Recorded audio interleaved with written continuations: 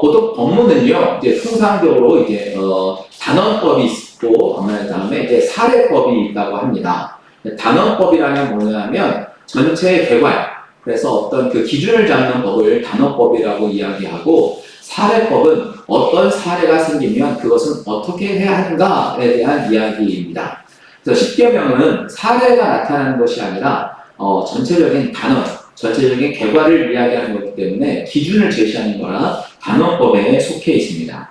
특별히 지난주에 말씀드렸던 것처럼 국민으로 태어나면 그 나라의 헌법과 규제와 규율을 지켜가고 그것이 우리를 보호하기 때문에 이 십계명이라고 하는 것은 하나님의 나라를 사랑하는 하나님의 백성들이 지켜야 하는 법문인데 그 하나님의 법은 그 백성을 그 백성답게 만들 뿐만 아니라 반대로 또 하나 그 긍정적인 측면으로는 그 백성을 지키는 그 백성을 보호하는 보호법 중에 하나라는 겁니다. 보호의 기능이 함께 있어요.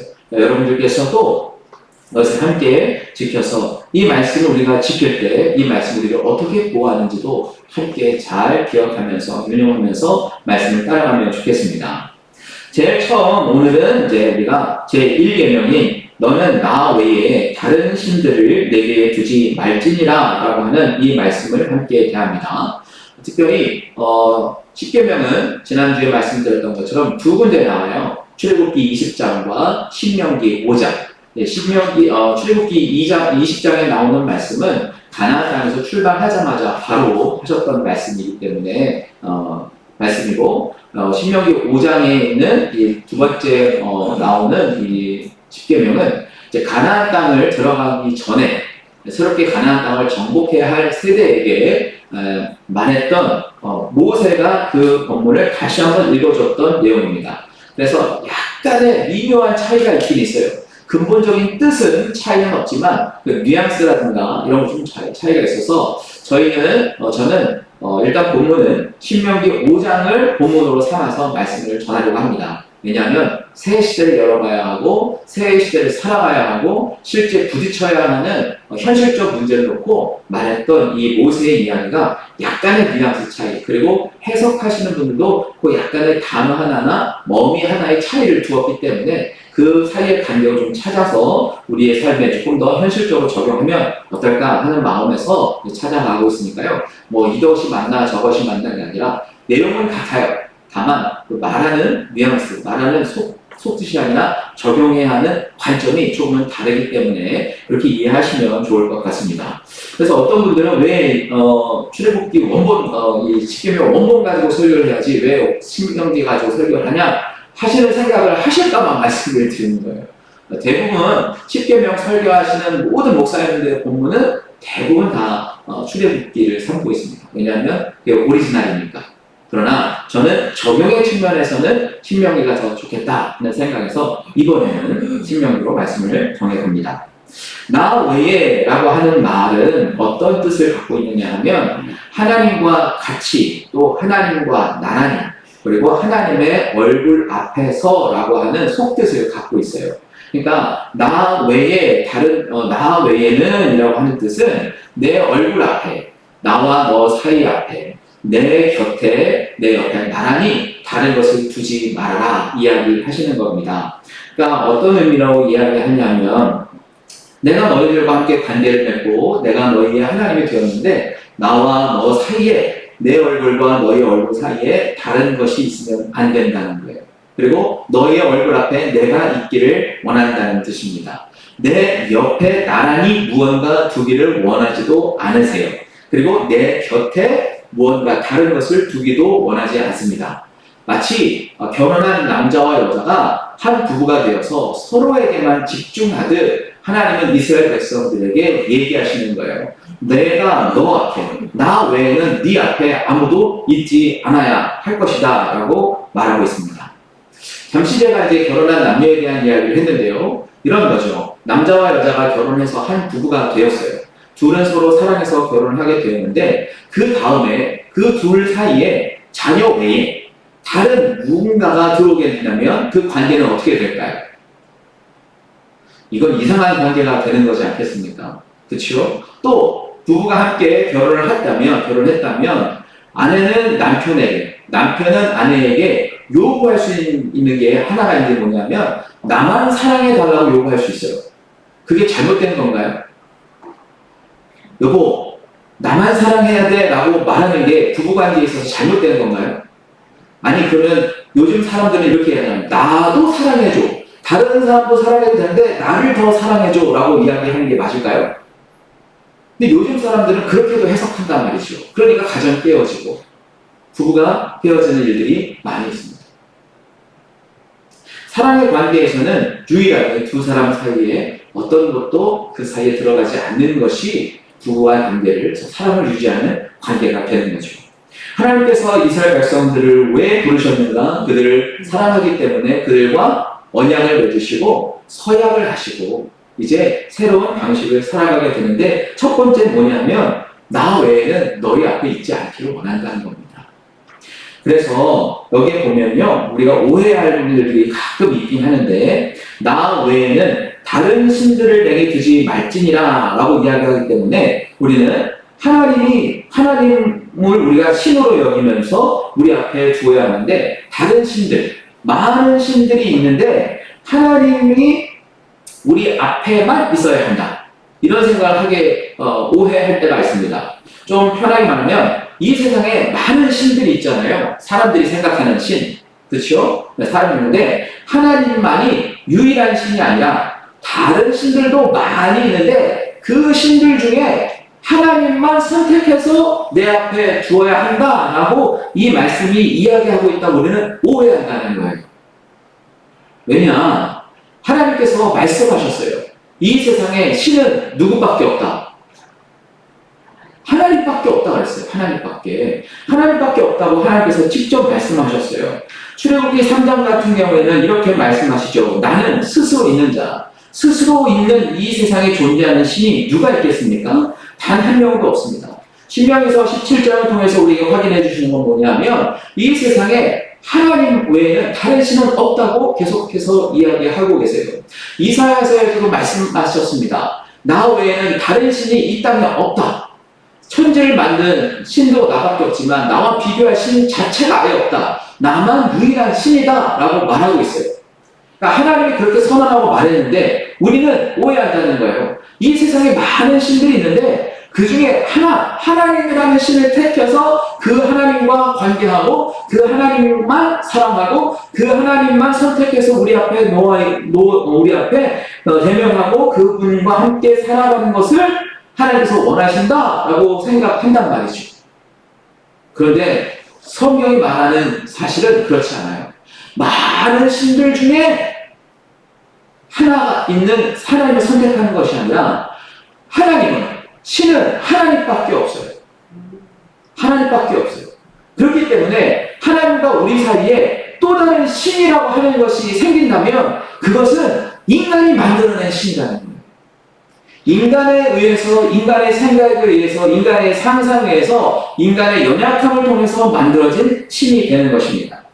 팩트는 하나님은 자기 스스로를 증거하셨는데 다른 신은 없다. 그러니까 너와 나 사이에 다른 신이 있는 것이 있지도 않고 있을 수도 없다 라고 말씀하시는 게 오늘의 첫 계명이라는 거예요.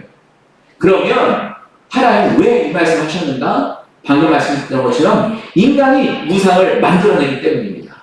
인간이 하나님 외에 다른 신을 만들어내기 때문이에요.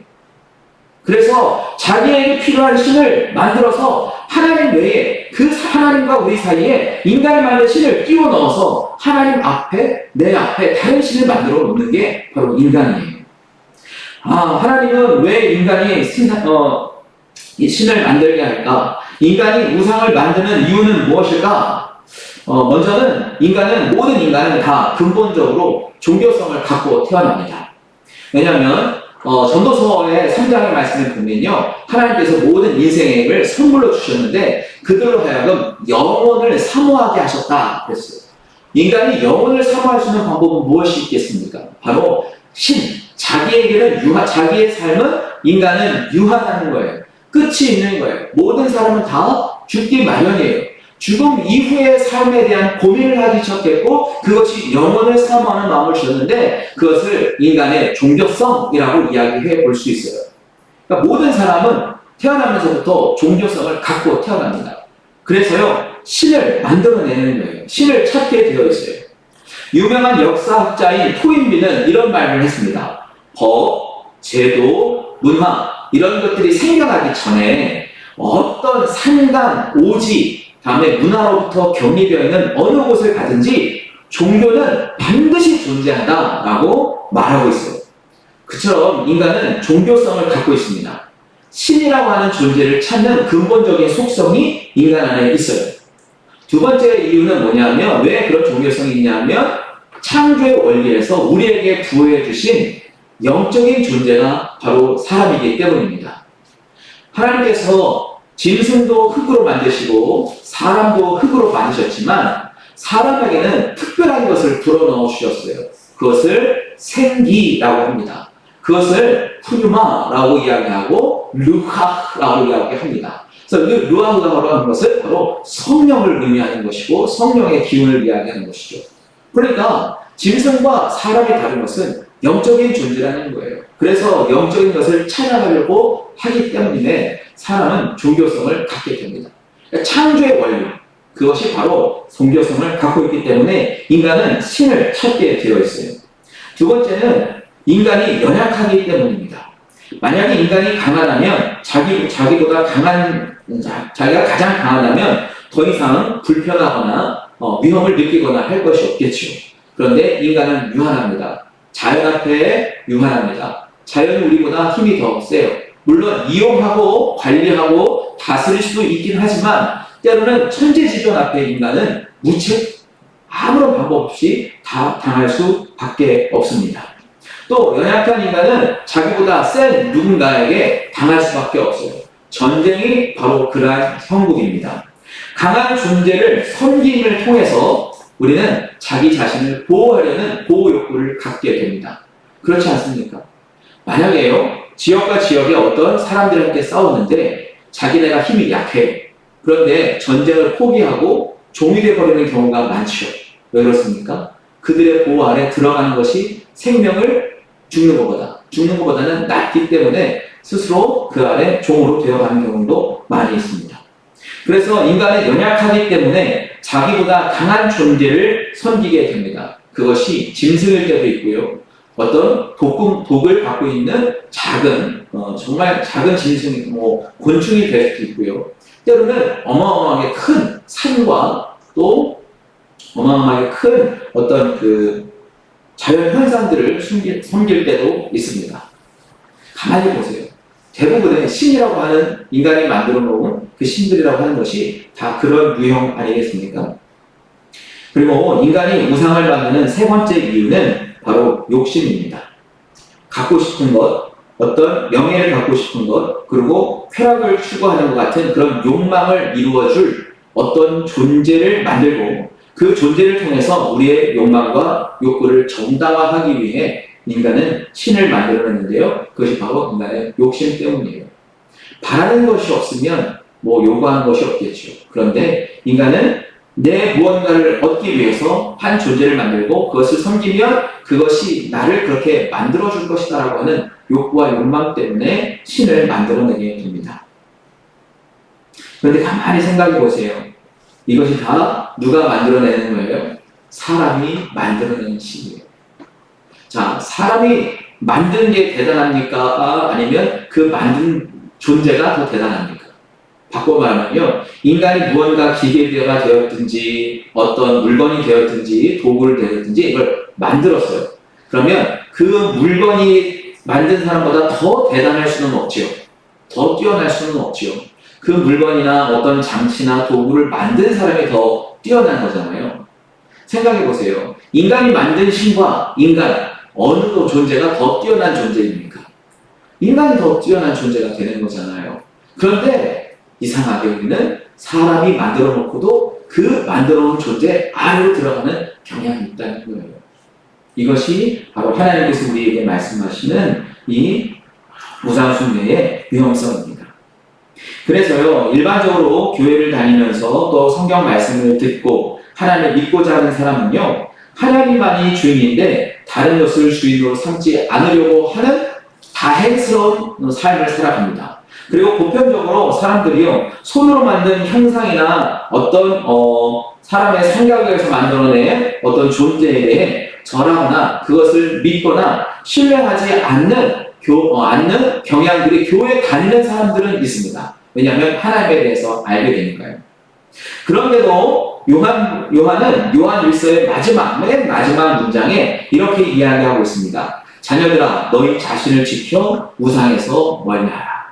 요한일서 5장 21절 맨 마지막에 이렇게 요한일서를 마감하면서 우리 믿는 사람들에게 얘기해 주는 거예요. 그들을 우리에게 권면하는 겁니다. 너희 자신을 지켜서 우상에서 멀어져라. 우상을 멀리하라 합니다. 이 메시지는 믿지 않는 사람들에게 한 말이 아니라 믿는 사람들에게 한 말이라는 거예요. 그렇다면 믿는 사람이 우상을 가까이 할 수 있다는 거예요. 우리가 믿기 때문에 믿지만 하나님보다 다른 우상을 만들어서 하나님과 우리 사이에 들여놓을 수 있기 때문에 요한은 이 이야기를 하는 거예요. 바꿔 말하면 하나님은 우리를 아시기 때문에 우리가 혹시라도 하나님과 우리 사이에 다른 무언가를 사이에 끼워 놓을까봐 하나님과 우리 사이에 어떤 것을 놓을까봐 하나님은 먼저 이야기하시고 절대 이거는 하면 안 된다라고 이야기해 주신 게 10계명의 첫 계명입니다. 인간은 하나님과의 사이에서 다른 존재를 들여놓을 수 있는 그 가능성, 인간의 연약함, 인간의 종교성, 인간의 욕심, 이것들 때문에 그 가능성이 있기 때문에 하나님께서 우리에게 말씀하신 거예요. 그러면 우리 안에는 또 우리는 어떤 것을 하나님과 우리 사이에 끼워놓을 가능성이 있을까 한번 살펴보자면, 먼저는 일단 눈에 보이는 우상들이 가장 많습니다. 왜냐하면 일단 눈에 보이니까요. 그래서 우리가 흔히 만드는 목상, 아니면 부어 만드는 주상, 아니면 산에 만들어 놓거나 돌을 깎아서 만드는 석상, 그리고 동이나 철 이런 것을 통해서 만들어 놓은 많은 우상, 성경은 그것을 드라빔이라고 이야기하고 있는데요. 이런 것들이 바로 사람의 눈에 보이는 우상에 속할 수 있습니다. 때로는 각종 힘센 짐승이나 아니면 자연물, 그리고 해나 달과 별, 그래서 인간이 가질 수 없는, 소유하지는 못하지만 인간의 눈에 보이는 어떤 것을 숭배하게 되는 것이 바로 눈에 보이는 우상인 거예요. 당연히 해, 달, 별 이런 것들을 우리가 섬기지는 않으나 우리도 모르는 사이에 눈에 보이는 무언가를 하나님과 우리 사이에 끼워놓을 때가 있습니다. 그것이 때로는 우리의 집이 될 수 있겠고, 우리가 갖고 있는 어떤 소유물이 될 수 있겠고, 우리의 어떤 재산 가치가 될 수도 있겠고, 때로는 정말 우리가 알지 못하는 무언가, 눈에 보이지 않는 무언가를 통해서도 끼워놓을 수 있습니다. 제가 설교 말씀 준비하다 보니까 신이 많은 나라가 몇 나라가 있는데요. 일본 같은 경우에는 신이 어마어마하게 많은데 신의 종류가 800만 개가 넘는다고 합니다. 800만 개. 저는 우리나라는 이렇게 어떤 신이 단군을 비롯해서 여러 가지 사람들이 섬기는 신들도 있고, 보면 귀신들을 섬기는 사람도 있긴 하지만, 일본에는 800만 개의 신이 있다. 이렇게 되어 있어요. 또 우리가 알고 있는 그리스 로마 신화, 학생들 많이 권장도 있긴 하는데, 거기에 보면요, 체계에 따라서 몇 가지밖에 안 나오는 것도 있긴 하지만, 제가 리스트를 어떻게 검색을 통해서 찾아봤는데, 그리스 로마에 나오는 최고로 많이 나와 있는 그 리스트 쭉 나와 있는 거 보니까 400개가 넘더라고요. 네. 그래서 그 내용을 가만 보니까 별개 다 신이에요. 공기의 신, 물의 신, 신발의 신, 네. 다음에 짐승들도 다 하나하나 신이 있고, 음식도 신이 있고, 자연 현상에도 신이 있고, 별자리에도 신이 있고, 파도의 신도 있고, 네. 그러니까 사람이 자기보다 센 무언가는 다 신으로 여기는 것입니다. 그래서 우리가 그것을 보통 보면 이제 만신이라고 이야기하죠. 모든 만물이 다 신으로 보는 것을 만입니다. 실제 그런 일에 대해서 저도 이게 성경은 뭐라고 말하고 있는 것 같더니요. 사도행전 17장에서요. 바울이 아테네에 가서 전도를 할 때 이런 이야기를 합니다. 아레오파고라는 곳에서 전도를 할 때 여러분들에게는 이 땅에 왔으니 여러분들의 종교심이 특출한 걸 내가 알겠습니다. 왜냐하면 너무 많은 신들이 있습니다. 심지어는 알지 못하는 신에게 라고도 써놓은 것을 내가 봤습니다. 그 뭐냐면 인간이 생각할 수 있는 모든 사물이나 현상이나 이런 것들에 다 신이라고 붙여놓고 이 인간이 파악하지 못한 또 다른 신, 알 수가 없는 이름도 모르는 그 신에게까지도 이 그리스 사람들이 섬기고 있었다는 거죠. 그래서 그때 사도 바울은 그 이름 없는 신, 알 수도 없는 신 중에 너희가 그 분이 바로 하나님일 수 있다라고 하는 이야기를 하면서 복음을 전했던 것을 사도행전 17장에서 살펴보고 있습니다. 사람이 이렇게 눈에 보이는 자연현상이나 만물이나 어떤 것을 통해서 하나님과 우리 사이에 끼워 넣더라는 거예요. 사랑하는 여러분, 그래도 우리는 다행이겠죠? 아직 그런 일은 없으니까. 그럼에도 불구하고 우리 자신을 한번 되돌아봤으면 좋겠습니다. 하나님과 우리 사이에 보이는, 눈에 보이는 어떤 현상이나 기물이나 도구나 어떤 것이라도 하나님과 우리 사이에 혹시라도 껴있다면 우리 앞에 그런 것을 놓고 하나님을 대면한다면 우리가 그것을 제거하는 그런 회개가 일어나야 하겠습니다. 하나님은 사실 눈으로 보면서 섬기는 신이 아니잖아요. 하나님은 우리의 마음으로, 믿음으로 보면서 섬기는 분이죠. 그런데 사람은요, 이상하게 눈에 보이는 신을 추구하더라는 거예요. 보이는 것에 관심이 집중하게 되면요, 하나님과 멀어지게 마련입니다. 그러니까 여러분, 보이는 것에 현혹되지 마시고 마음의 눈으로 볼 수 있는 하나님과 더 직접적인 관계를 맺어가시길 바랍니다. 그런데 인간의 연약함을 아시고 하나님은 우리에게 스스로를 보여주셨어요. 하나님이 진짜 계시다고 우리에게 나타나 주셨어요. 시내산에서 하나님은 말씀하실 때 나타나셨죠. 임재하셨죠. 그래서 이 모세와 함께 이스라엘 백성들이 하나님 임재를 경험하게 하고 하나님의 소리를 듣게 하셨습니다.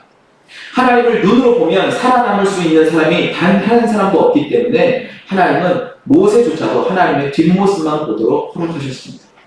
왜냐하면 우리는 하나님을 눈으로 보고 섬기는 것이 아니고 믿음으로 섬기기 때문인 거죠. 성막이 완성되었을 때 어떻게 하셨습니까? 하나님은 구름과 연기로 임재해 주심으로써 이스라엘 백성들이 하나님의 실제를 눈으로 목격하게 하십니다. 그래도 안 믿으니까 하나님께서 예수님을 직접 이 땅에 보내주셨죠. 그래서 이 땅에 보내주셔서 예수님을 하나님의 아들이심을 만져보게 하시고 함께 동락하게 하시고 죽었다가 부활하게 하심으로써 진짜 신이라는 것을 보여주셨죠. 그 약속하신, 하나님께서 약속하신 예수님 승천하시고 나서서 진짜 신의 존재, 하나님의 존재와 동일한 분을 우리에게 보내주셨습니다. 그것이 바로 성령님이세요. 성령님을 우리가 눈으로 볼 수 있지는 않아요. 그러나 성령이 우리와 함께 계시고 동행하신다는 것을 우리는 확실하게 알고 있습니다. 그것이 바로 우리가 하나님께서 실제 하신다는 것을 알게 되는 것이죠. 그러니까 눈으로 보이는 것에 마음 뺏기지 마시고 눈으로 보이지 않아도 하나님의 계심은 믿음을 갖고 살아야 합니다. 그러다 보니까요, 이 눈에 보이지 않는 우상들이 하나님을 대신해서 우리 안에 쳐들어온 경우들이 간혹 있습니다. 예를 들면 이런 거죠. 귀신, 그렇죠? 점을 치면서 예언하는 것, 또 요술을 부리는 것, 어떤 그 접신에서 신이 나타나는 이 신격화되어 있는 것 같은 무당, 그리고 하늘의 별을 살펴보면서 점을 치는 점성술, 또 혼을 불러일으켜가지고 사람과 접신하게 하는 초혼, 그리고 하나님과 반대되는 사상, 이런 것들은 우리가 인식하지 못하고도 은연중에 따라가게 되는 일들도 많이 있습니다. 그래서요, 신명기 18장에서는 이렇게 하나님께서 주의해야 되는 것을 이야기하시는데 함께 제가 읽어드릴게요. 그의 아들이나 딸을 길 가운데로 지나게 하는 자나 점쟁이나 길흉을 말하는 자나 요술하는 자나 무당이나 진언자나 신적자나 박수나 초혼자를 너희 가운데 용납하지 말아라. 왜냐하면 이런 일을 행하는 모든 자를 여호와께서 가증히 여기시나니 너는 내 하나님 여호와 앞에서 완전하라. 이런 것들이 하나님 앞에 하나님 사이에 들어오면 안 된다는 거예요. 보이지 않는 우상들은 어느 시대를 막론하든지요, 사람들 사이에 들어와서 사람들을 미혹합니다. 거룩하신 하나님의 말씀을 의심하게 만들면서 하나님 사이에 들어와요. 자, 가령 예를 들면 이런 거죠. 아담과 하와가 하나님의 말씀을 믿었습니다. 그런데 하나님의 말씀을 의심하게 만들었어요. 정말 그랬어? 정말 정녕 그렇게 된다고 얘기하셨니? 라고 말하는 거죠. 그때 하나님 말씀에 의심이 들어오면서 그 사이에 마귀에게 쫓기게 됩니다.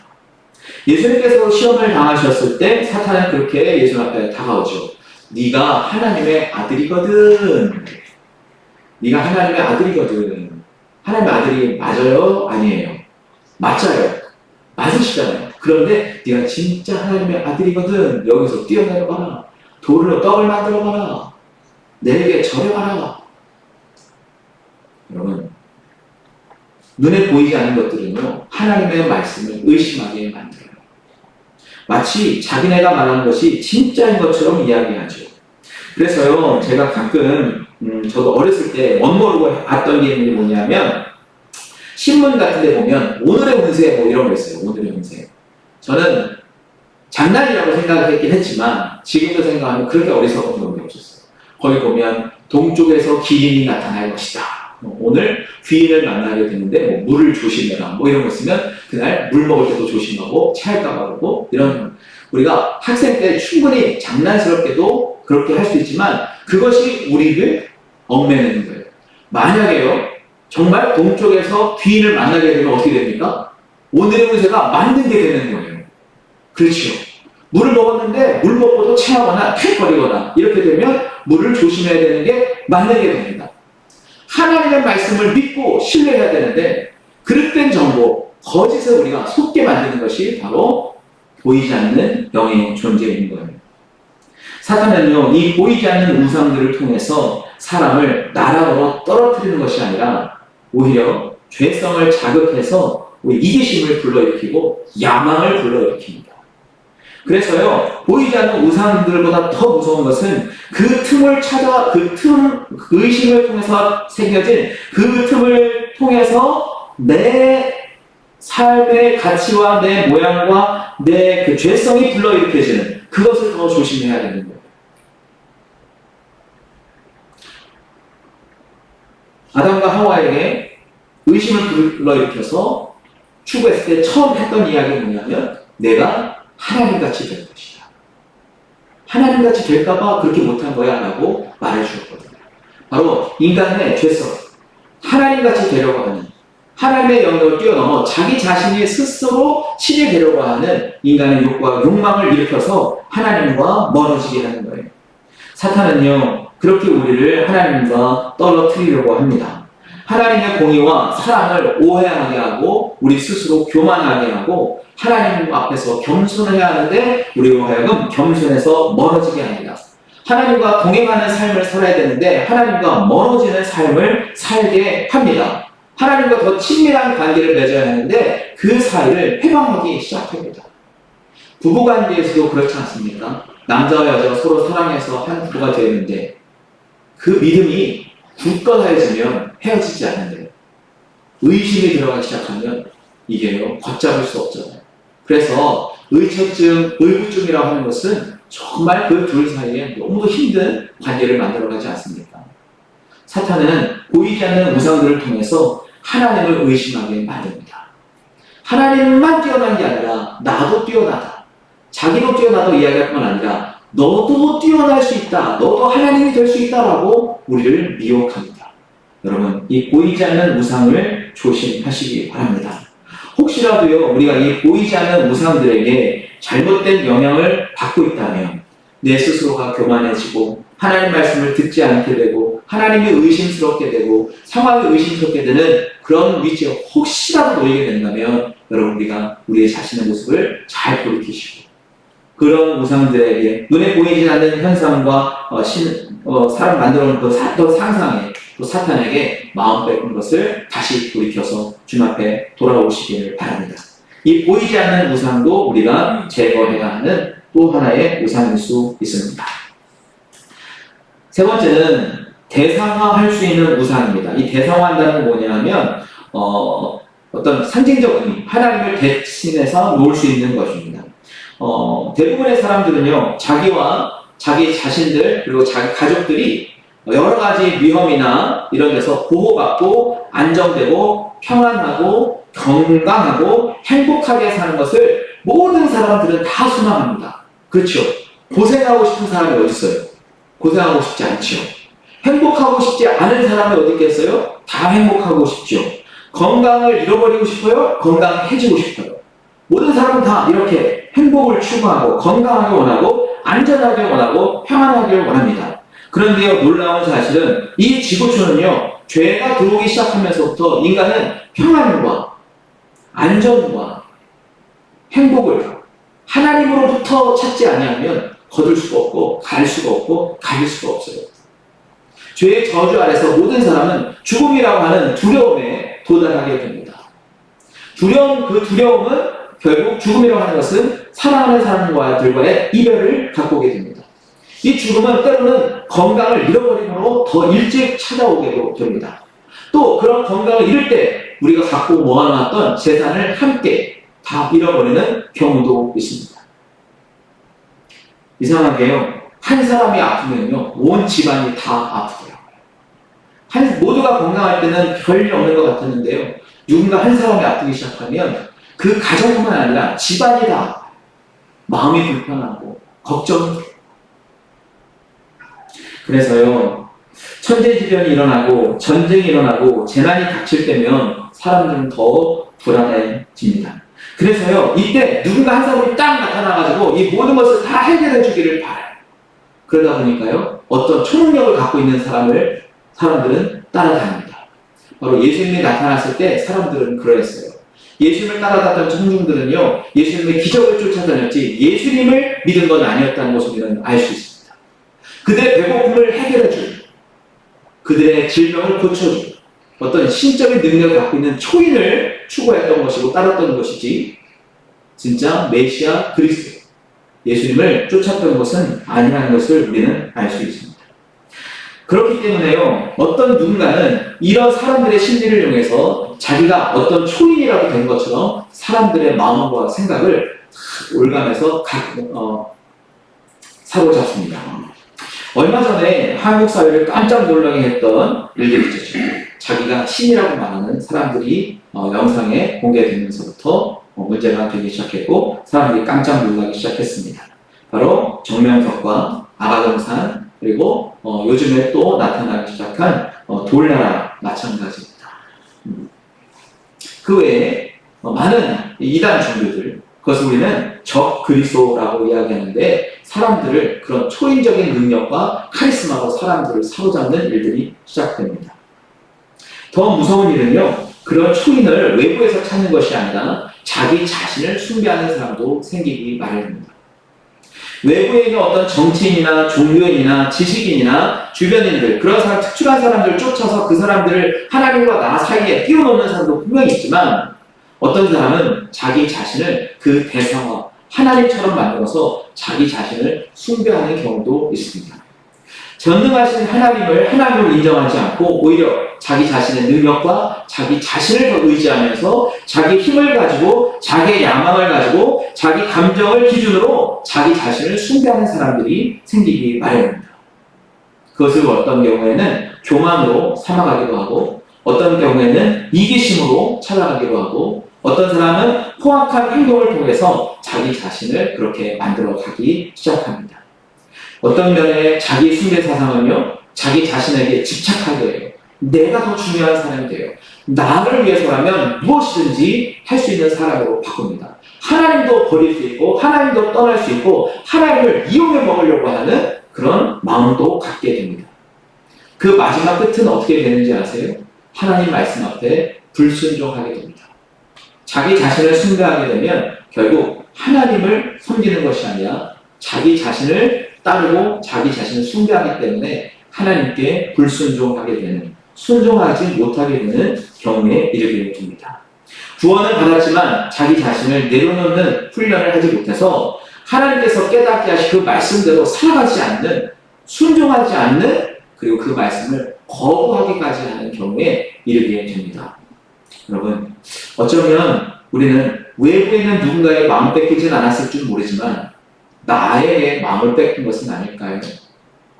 하나님과 나 사이에 하나님 관계였고 내가 그 사이에 들어서 나를 숭배하는 그런 일들은 있진 않습니까? 여러분, 여러분의 마음의 진짜 주인은 누구이십니까? 하나님이십니까? 그러면 아멘인데요. 가만히 돌이켜보면 가끔 나일 때가 있다는 거예요. 내가 주인일 때가 있다는 거예요. 그럴 때 우리는 얼른 내 자신을 내려놓고 나를 숭배하는 내 자신의 마음의 왕의 자리에 내가 있다면 얼른 내려오고 그 자리에 하나님을 앉혀드리는 우리 마음의 주인 하나님을 여기시는 사람 되기를 바랍니다. 그 다음에 누구나 나타날 수 없는 마지막 대상화할 수 없는 우상이 하나 있는데 그 성경에 아주 적나라하게 이야기하고 있어요. 욕심이 잉태하여 죄를 낳고 죄가 장성하여 사망을 낳는다 그랬고요. 탐심은 우상 숭배다라고 아예 명시해 주었습니다. 사람은요 사실 크고 작은 욕심들이 있어요. 없진 않아요. 행복을 위한 욕심이에요. 그 욕심은요 때로는 다른 사람과 함께 공존하기도 하고요. 때로는 다른 사람과 연대해서 함께 살아가기도 합니다. 때로는 그 행복을 위한 욕심 때문에 내가 손해를 보는 것도 기꺼이 감당할 때가 있고요. 때로는 그 욕심을 이루기 위해서는 찾기 위해서 법제와 규제를 잘 지켜가며 살아가는 경우도 있습니다. 문제는요, 그 욕심 때문에, 그 탐심 때문에 다른 사람은 어떻게 되든지 상관없이 자기 자신만을 위해서 부정한 일과 사욕을 추구하고 악한 정욕을 사용해서 기필코 그것을 얻으려고 하는 그것이 문제인 경우가 많아요. 그것을 탐심이라고 이야기합니다. 욕심을 위해서요, 수단과 방법을 가리지 않는 것. 그것이 돈이 되었든, 명예가 되었든, 권력이 되었든, 내 욕심을 위해서, 그 욕심을 채우기 위해서 어떤 희생이라도 반드시 치러서 이것을 내 것으로 만들겠다라고 몰두하기 시작하고 집착하면 그것이 바로 탐심이 되는 겁니다.